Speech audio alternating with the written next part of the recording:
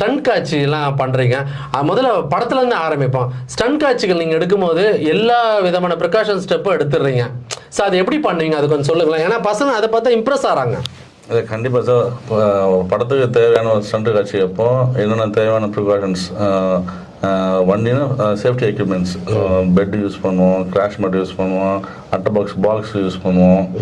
ஒரு ஷாட்டுக்கு தேவையான ஒரு கார் ஸ்டண்ட் இருந்துச்சுன்னா அது கார் ஸ்டண்ட்ஸுக்கு தேவையான விஷயங்கள்.